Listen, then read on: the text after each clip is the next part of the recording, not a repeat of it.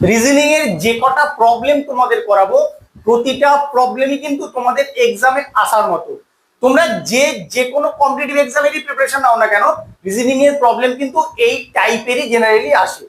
বিশেষ করে ডাব্লিউবিপি এবং কেপি এর যারা প্রিপারেশন নিচ্ছ তারা কিন্তু প্রতিটা প্রবলেম পজ করে করার চেষ্টা করবে। তার কারণ এর লজিক গুলো তোমরা বের করতে পারছো নাকি দেখো।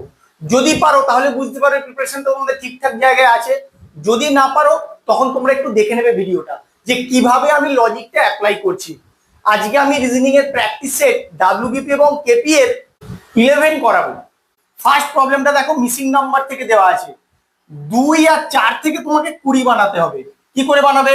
তুমি যদি যোগ করো 4 আর 2 6, 6কে 3 দিয়ে গুণ করলে 18, 18 সঙ্গে 2 যোগ করলে 20। এইভাবে জেনারেলি তোমাদের ভাবতে হবে।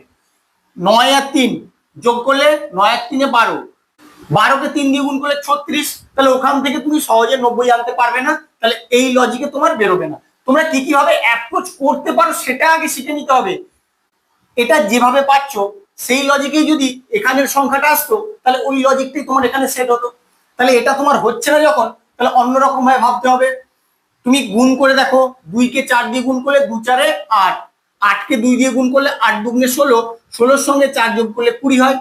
তাহলে এখানে 9কে 3 দিয়ে গুণ করলে 27, 27কে 2 দিয়ে গুণ করলে 54, 54 সঙ্গে 4 যোগ করলে 58। কিন্তু তোমার এখানে কত আছে? 90। যখন ডাইরেক্ট মেথড তুমি অ্যাপ্লাই করতে পারছো না তখন অবশ্যই সংখ্যাটার স্কোয়ার বা কিউব এইভাবে তোমাদের ভাবতে হবে। মানে পরপর স্টেপ বাই স্টেপ আমি বলে যাচ্ছি, তোমরা শুধু খেয়াল রাখো। 2 এর স্কোয়ার করো, 2 এর স্কোয়ার করলে 4, 4 এর স্কোয়ার করলে হয় 16, এই দুটোর যোগফল করলেই তোমাদের 20 চলে আসে। সেম লজিকে 90 আসে নাকি দেখে নাও। 3 এর স্কোয়ার করলে 9, 9 এর স্কোয়ার করলে 81, 81 আর 9 যোগ করলে 90 চলে আসে। লজিকটা তুমি পেয়ে গেছো।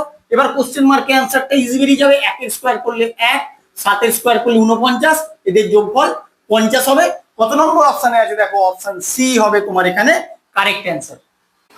আমি আমার আগের প্র্যাকটিস সেট গুলো করিয়েছিলাম, একটা ওয়ার্ডের কি প্লেস ভ্যালু হবে সেটা তোমাকে বের করতে বলেছিল। কিন্তু এটাই দেখো পুরো একটা সেন্টেন্স দিয়ে দিয়েছে, হিউম্যান আর ব্যাড। তার মানে এখানে প্রতিটা ওয়ার্ডের কোডটা তোমাকে বের করতে হবে, না হলে কিন্তু বের করতে পারবে না এই সেন্টেন্সটার কোড কি হবে। হিউম্যান আর ব্যাড আগে কোথায় আছে সেটা আগে লক্ষ্য করে নিয়ে আসো। হিউম্যান, এখানে আছে হিউম্যান, হিউম্যান আর এখানে আছে আর, আর ব্যাড কোথায় আছে? এখানে আছে ব্যাড, এখানেও ব্যাড আছে, এখানেও ব্যাড আছে, এখানে আর, এখানে আর, এখানে আর। তাহলে তিনটেতে কি কমন আছে সেটা আগে দেখে নিয়ে আসো। তাহলে আমি আর এর কোডটা পেয়ে যাবো। এখানে আর, এখানে আর, এখানে আর। তাহলে এদিকে কি মিল আছে দেখবো। তিনটের মধ্যে কি মিল আছে আগে দেখে নাও। আমি একটু সার্কেল করে দিচ্ছি, তোমাদের বুঝতে অনেক সুবিধা হবে। তিনটেতেই আর, তাহলে এদিকে ডান দিকের কোন তিনটে কোড মিল আছে? দেখো এখানেও পিও আছে, এখানেও পিও আছে, এখানেও পিও আছে। তাহলে আর এর কোডটা তোমার পিও হবে। এটুকু তোমার ক্লিয়ার। এবার হিউম্যান, হিউম্যান কোথায় আছে? হিউম্যান এখানেই আছে, আর কোথাও নেই। এবার ইউ কোথায় আছে? এখানে ইউ আছে আর এখানে ইউ আছে। তাহলে এই দুটোর ডান দিকে কি মিল আছে দেখো। ডান দিকে আছে ওয়াইও, ওয়াইও নেই, এলো এলো, দেখো এলো, এখানেও এলো আছে, এখানেও এলো আছে। তাহলে ইউ এর কোড তুমি পেয়ে গেলে এলো। তাহলে হিউম্যানের কোড কি হবে? বাকি যেটা পড়ে আছে, বাকি কি পড়ে আছে? আরো। তাহলে হিউম্যানের কোডটা হবে তোমার আরো। এবার ব্যাড, ব্যাড কোথায় আছে? ব্যাড এখানে আছে আর এখানে আছে। তাহলে এই দুটোর মধ্যে কি মিল আছে দেখো। এই দুটোর মধ্যে এটা মিল আছে, ওয়াইও আর ওয়াইও। তাহলে ব্যাডের কোড কি হবে? ব্যাডের কোড হবে ওয়াইও।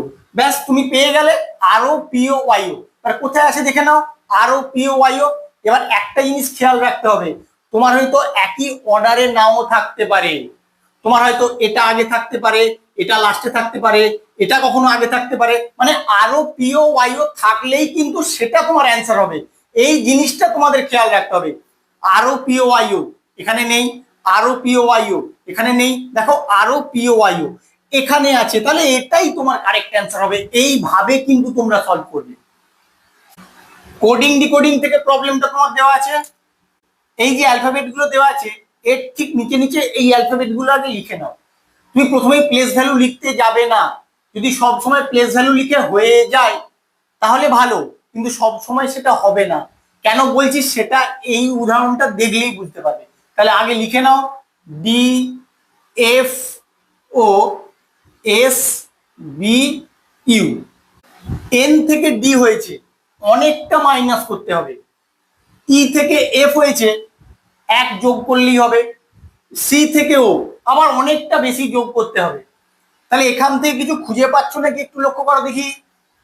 ই থেকে এফ +1 করলেই হয়ে যাচ্ছে।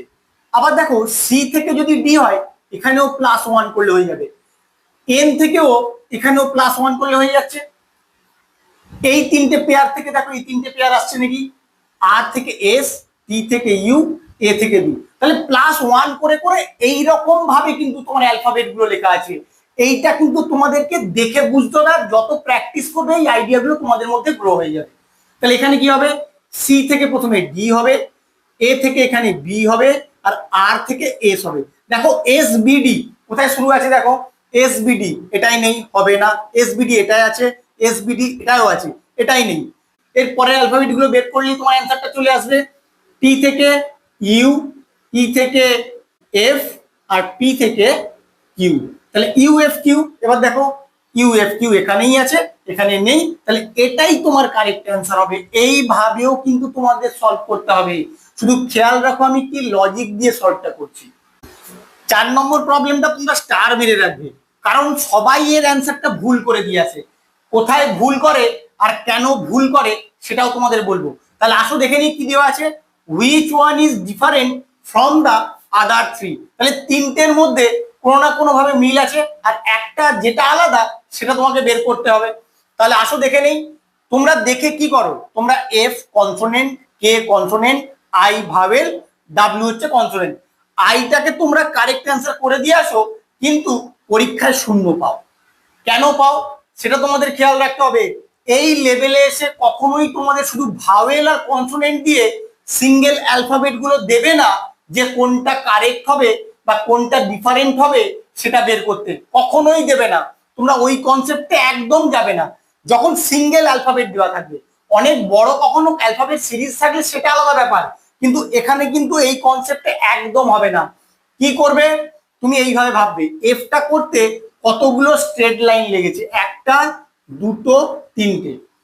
কেটা করতে একটা, দুটো, তিনটে। আই করতে একটা, দুটো, তিনটে। ডাব্লুটা করতে 1, 2, 3, 4। তাহলে এটাই হবে তোমার কারেক্ট অ্যান্সার। যারা এটা অ্যান্সার করবে 100% নাম্বার পাবে, আর এটা যারা করবে তারা কিন্তু নাম্বার পাবে না।